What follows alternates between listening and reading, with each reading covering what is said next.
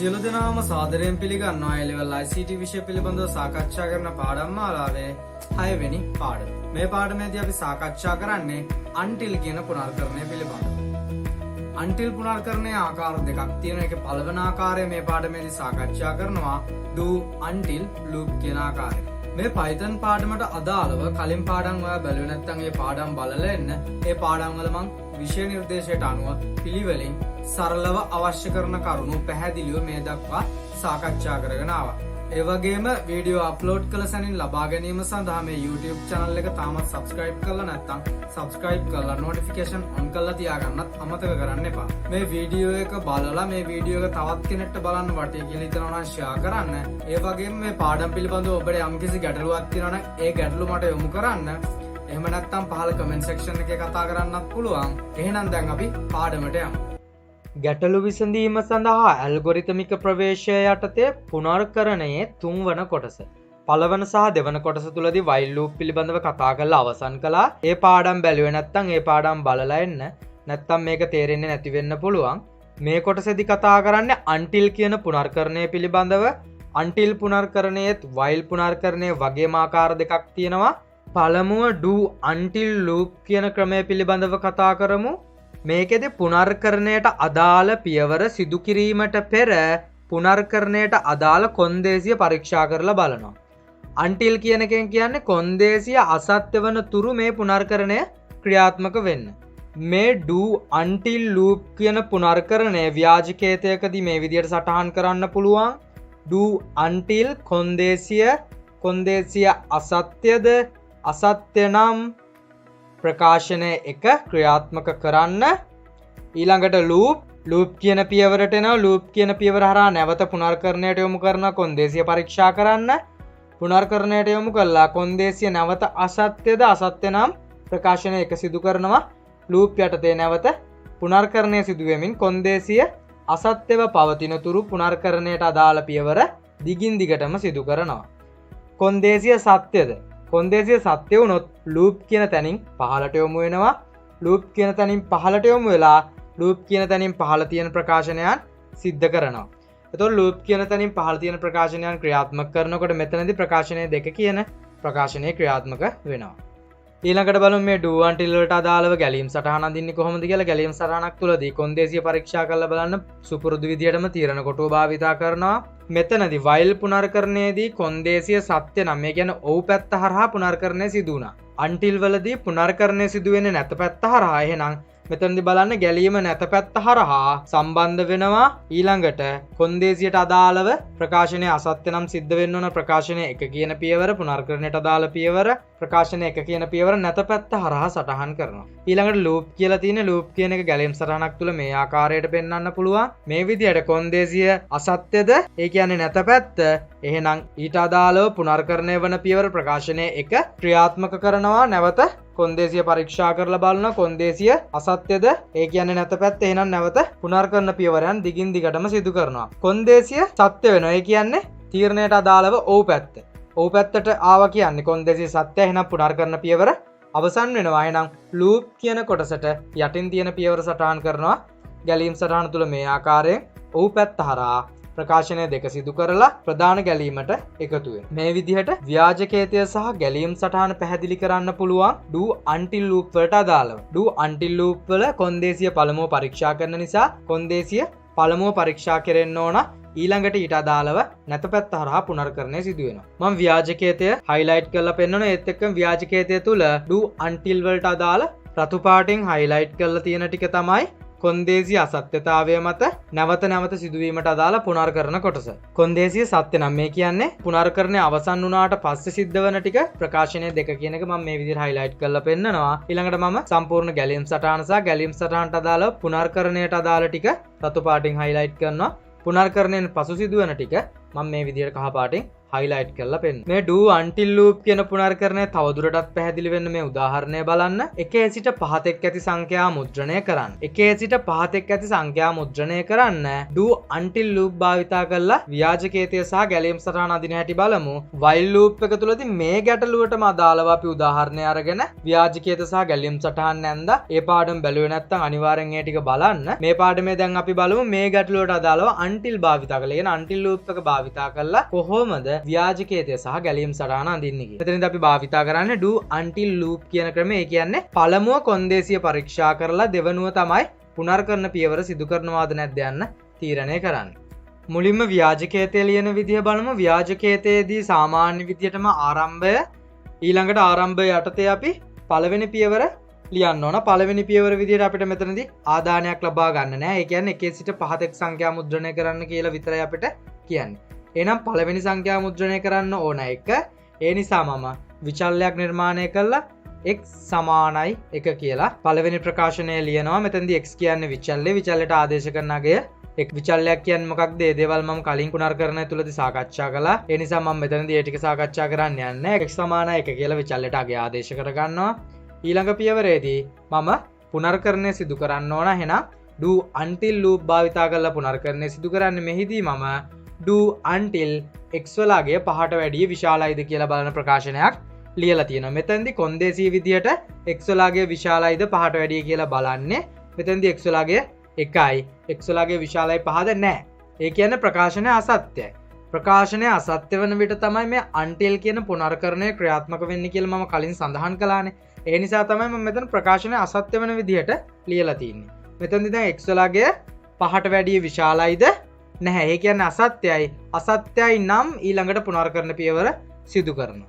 ඊළඟට පුනර්කරණ පියවරේ මට කරන්න ඕන x මුද්‍රණය කරන්න. ඒ කියන්නේ මේ x මුද්‍රණය කරන එක තමයි මට මෙතනදී පුනර්කරණය සිදු කරන්න අවශ්‍ය වෙන්නේ.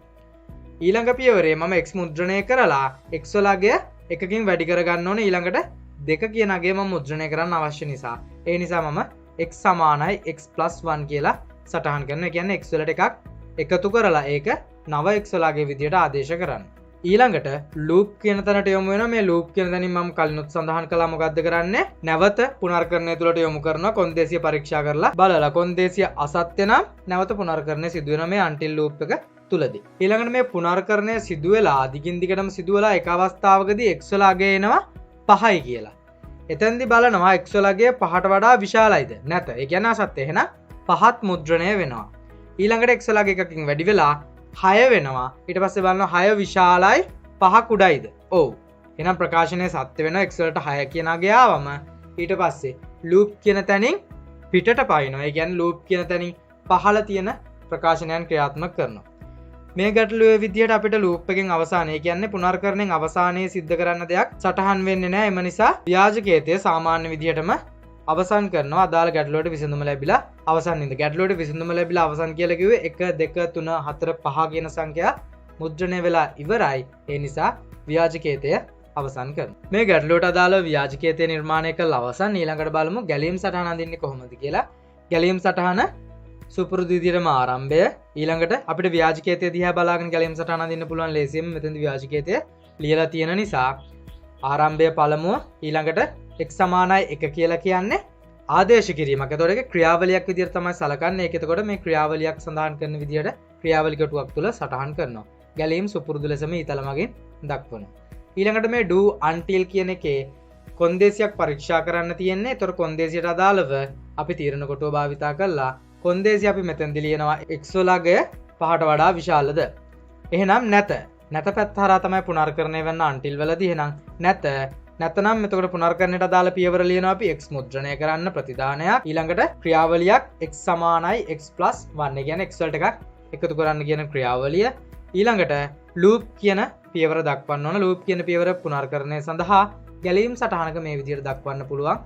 පුනර්කරණය සිද්ධ වෙන්න කියලා. නැවත කොන්දේසිය පරීක්ෂා කළා කොන්දේසිය අසත්‍යයි. ඒ කියන්නේ නැත පැත්ත. එහෙනම් x මුද්‍රණය කළා x වලට එකක් එකතු කළා පුනර්කරණය සිද්ධ වුණා. මේ විදිහට පුනර්කරණය දිගින් දිගටම සිද්ධ වෙනවා. කොන්දේසිය අසත්‍යව පවතිනවා. කොන්දේසිය සත්‍ය. ඒ කියන්නේ මේ ගැටලුවට අදාළව x සඳහා 6 කියන අගය ආවම ඒ කියන්නේ 6 කියන අගය x වලට ආදේශ වුණාම කොන්දේසිය සත්‍ය වෙනවා. ඒ කියන්නේ තීරණයේ ඔව් පැත්ත හරහා ඊළඟ පියවර වලට යනවා. ඒ කියන්නේ ලූප් කියන කොටසින් පහළ තියෙන පියවර වලට යනවා. මෙතෙන්දී ලූප් කියන තැනින් පහළට පියවර නැහැ. ව්‍යාජකේතය අවසන් වෙලා එහෙනම් ගැලීම් සටහනත් සුපුරුදු විදියට අවසානයේ සටහන් කරමින් ගැලීම් සටහන අවසන් කරනවා. ඊළඟට මම මේ ව්‍යාජකේතයට අනුව පුනර්කරණයට අදාළව ව්‍යාජකේතය මම නිල් පාටින් highlight කරනවා. ඊළඟට මේ පුනර්කරණයට අදාළ කොටස තුල පුනර්කරණය වන පියවර ටික මම රතු පාටින් highlight කරලා තියෙනවා. ඒ කියන්නේ මේ කොන්දේසි අසත්‍ය වනතුරු මේ රතු පාටින් highlight කරලා තියෙන පියවර ටික දිගින් දිගටම පුනර්කරණය වෙනවා. මම ගැලීම් සටහන තුල මේ විදියට highlight කරලා පෙන්නනවා පුනර්කරණයට අදාළ කොටස. ඒ වගේම රතු පාටින් මේ විදියට highlight කරලා පෙන්නනවා පුනර්කරණයට අදාළව කොන්දේසිය අසත්‍යව පවතින තාක් පුනර්කරණය සිදු කරන පියවර දෙක. do until පුනර්කරණය ක්‍රියාත්මක වන ආකාරය ව්‍යාජකේතය සහ ගැලීම් සටහන භාවිතා කර හස්තානුරේඛනය කරන වගුවත් භාවිතා කරමින් ගැලීම් ගලාගෙන යන දිශා පෙන්වමින් හස්තානුරේඛන වගුව පුරවමින් පියවර විදියට මම නැවතත් සරලව පැහැදිලි කරගෙන යනවා මේ පුනර්කරණය තවදුරටත් පැහැදිලි වෙන්න. මේකෙදී අපි හස්තානුරේඛනය කියන්නේ මොකක්ද? හස්තානුරේඛනයේදී වගුව හදාගන්නේ කොහොමද? ඒ සියල්ල කලින් පුනර්කරණය තුලදී කතා කරා වයිල් පුනර්කරණයන් තුලදී. එම නිසා මම ඒ කොටස මෙතනදී කතා කරන්නේ නැහැ. දැන් අපි හස්තානුරේඛනයට අදාළ වගුවේ ශීර්ෂයන් ලකුණු කරගමු. x ඊට පස්සේ කොන්දේසිය x විශාලයි 5 කුඩාද ඊළඟට x මුද්‍රණය කරන්න x සමානයි x + 1. ඒතර ගැලීම් සටහනට අඩු එහෙම නැත්නම් මේ ගැටලුව විසඳගෙන එනකොට පියවර වලට අනුව ඒ පියවර ටික අරගෙන හස්තානුරේඛන වගුවේ ශීර්ෂයන් විදියට ඒ අදාළ පියවර සටහන් කරගන්න. ඊළඟට දැන් පියවරෙන් පියවර ක්‍රියාත්මක වෙනකොට මේ x වලට ලැබෙන අගයන් x වල මුද්‍රණය වෙන අගයන් ඒ වගේම කොන්දේසිය තුල සත්‍ය අසත්‍යතාවය දෝලණය වෙන විදිය සහ x වලට පියවරෙන් පියවර අගය වෙනස් වෙන්නේ කොහොමද කියන එක දැන් හස්තානුරේඛනයේ වගුවෙන් මම එක පෙන්නනවා. දැන් පියවර වශයෙන් ක්‍රියාත්මක කරමින් බලමු මේ ව්‍යාජකේතයේ ගැලීම් සටහන අනුව හස්තානුරේඛන වගුව සම්පූර්ණ වන ආකාරයෙන් ආරම්භය x සමානයි 1. ඒ කියන්නේ x වලගේ එකයි වගුව තුල සටහන් කරනවා. ඊළඟට ඊළඟ පියවර do until x වලගේ විශාලයි 5 කුඩා වෙනකන් ඒ කියන්නේ මේ ප්‍රකාශනය අසත්‍ය වෙනකන් මේ පුනර්කරණය දිගින් දිගටම සිද්ධ කරන්නේ. ඉතින් x වලගේ එකයි ප්‍රකාශනය නැත. ඒ කියන්නේ අසත්‍යයි. එහෙනම් x මුද්‍රණය කරන්න x වලගේ එකයි. ඒ වගේම x + 1. ඒ කියන්නේ x සමාන x + 1 එතෙන්දි කියනවා x වලට එකතු කරන්න. දැන් x වලගේ කීයද? 2යි. x වලට එකතු කරලා loop කියන තැනට යොමු වෙනවා. loop කියන තැනින් නැවත කරන්නේ do until. ඒ කියන්නේ පුනර්කරණයට අදාළ පියවර වෙත නැවත යොමු කරනවා. එතකොට පුනර්කරණයට අදාළ පියවර වෙත නැවත යොමු වන විට දැන් x වලගේ කීයද? x වලගේ 2යි. ඒක වගුව තුල සටහන් කරගන්න. ඊළඟට මේ දෙවන පියවරේදී x වලගේ 2යි කියලා සටහන් කරගත්ත. එහෙනම් දෙවන පියවරේදී ක්‍රියාත්මක කරනවා නැවත x වලගේ 2යි. කොන්දේසිය සත්‍යද අසත්‍යද? අසත්‍යයි. ඒ කියන්නේ නැත. x වලගේ මුද්‍රණය කරනවා. x වලගේ කීයද දැන්? 2යි. ඊළඟට x වලගේ එකකින් වැඩි කරලා loop කියන තැනට යනවා. දැන් x වලගේ කීයද? 9ගේ 3යි. ඊළඟ loop හරහා නැවත පුනර්කරණ පියවරට යොමු කරනවා කොන්දේසිය පරීක්ෂා කරන්න. කොන්දේසිය පරීක්ෂා කරන්න යොමු කරද්දී දැන් කීයද? x වල 9ගේ 3 වෙනි පියවරට යනකොට 3යි වගුව තුල සටහන් කරගන්නවා. 3 වෙනි පියවරට ගිහලා නැවත ක්‍රියාත්මක වෙනවා. 3 වෙනි පියවර තුලදී කොන්දේසිය සත්‍යද අසත්‍යද? දැන් x වලගේ 3යි. කොන්දේසිය ඒ කියන්නේ අසත්‍යයි කියන්නේ නැත. x මුද්‍රණය කරනවා 3යි. x වලගේ එකකින් වැඩි කරලා loop කියන තැනට යනවා. එතකොට x වලගේ 9ගේ 4යි. loop කියන තැනින් නැවත කොන්දේසිය පරීක්ෂා කරන්න යොමු කරනවා. ඒ කියන්නේ 4 වෙනි පියවරට යනවා. x වලගේ දැන් කීයද? 4යි. 4 වෙනි පියවර ක්‍රියාත්මක කරලා බලමු. කොන්දේසිය පරීක්ෂා කරනවා. x වලගේ 4යි. කොන්දේසිය සත්‍යද අසත්‍යද? අසත්‍යයි. ඒ කියන්නේ නැත. x මුද්‍රණය කරන්න. x වලගේ දැන් 4යි. x වලට එකක් එකතු කරලා loop කියන තැනට යනවා. දැන් x වලගේ කීයද? 5යි. loop කියන තැන හරහා නැවත කොන්දේසිය පරීක්ෂා කරන්න යොමු වෙනවා. x වලගේ දැන් කීයද? ඒ කියන්නේ ඊළඟ පියවරට යද්දී x වලගේ දැන් 5යි. එහෙනම් ඊළඟ පියවරේ පරීක්ෂා කරනවා. කොන්දේසිය සත්‍යද අසත්‍යද? අසත්‍යයි. ඒ කියන්නේ x වලගේ දැන් 5යි. 5 විශාලද 5ට වඩා නැත. ඒ කියන්නේ කොන්දේසිය අසත්‍යයි නැත. x මුද්‍රණය කරන්න. x වලගේ දැන් 5යි. මුද්‍රණය කරනවා. x වලගේ එකකින් වැඩි කරලා loop කියන තැනට යනවා. එතකොට loop කියන පියවරේදී නැවත යොමු කරනවා කොන්දේසිය පරීක්ෂා කරන පියවරට. දැන් මෙතනට එනකොට x වලගේ එකකින් වැඩි කරනවා. x වලගේ 6යි. ඊළඟට loop හරහා නැවත යොමු කරනවා කොන්දේසිය පරීක්ෂා කරන්න. කොන්දේසිය පරීක්ෂා කරන්න යනකොට දැන් x වලගේ කීයද 6යි. x වලගේ 6 වෙනවා 6 වෙලා ඊළඟ පියවරට යනවා පරීක්ෂා කරන්න x වලගේ. එතකොට x වලට 6 කියන අගය ලැබෙනවා. එතකොට කොන්දේසිය පරීක්ෂා කරන්නේ 6 විශාලයි 5 කුඩයිද? ඔව්ද නැද්ද? ඔව් ඒ කියන්නේ සත්‍යයි. එහෙනම් වගුව තුල අපි සටහන් කරනවා ඔව්. ඊළඟට x මුද්‍රණය කරන්න සහ x සමාන x+1 කියන පුනර්කරණයට අදාළ පියවර ක්‍රියාත්මක වෙන්නේ නැහැ. ඇයි? කොන්දේසිය සත්‍ය වුණා. ඒ කියන්නේ කොන්දේසිය සත්‍ය වුණා නම් පුනර්කරණය අවසන් වෙනවා. ඒ කියන්නේ ලූප් කියන තැනින් පහළට යොමු වෙනවා. ලූප් කියන තැනින් පහළ අපිට කරන්න කිසිදු පියවරක් නැහැ. ඒ කියන්නේ ගැටලුවට අදාළව විසඳුම ලැබිලා ඉවරයි. ලූප් වලින් පහළ කරන්න කිසිම දෙයක් නැහැ. ඒ නිසා ව්‍යාජකේතය අවසන් වෙනවා. පුනර්කරණ වලට අදාළව do until loop කියන කොටස මම මෙතනින් අවසන් කරනවා. මේ වීඩියෝ එක ගැන ඔයා දක්වන අදහස පහලින් කමෙන්ට් කරන්න. මේ වීඩියෝ එක තවත් කෙනෙක්ට බලන්න වටී කියලා හිතනවා නම් ෂෙයා කරන්න. වීඩියෝ අප්ලෝඩ් කළ සැනින් ලබා ගැනීම සඳහා මේ YouTube channel එක subscribe කරන්නත් අමතක කරන්න එපා. ඊළඟ කොටසින් හමු වන බලාපොරොත්තුවෙන් මම අදට සමුගන්නවා. ඔබ සැමට සුබ දවසක්.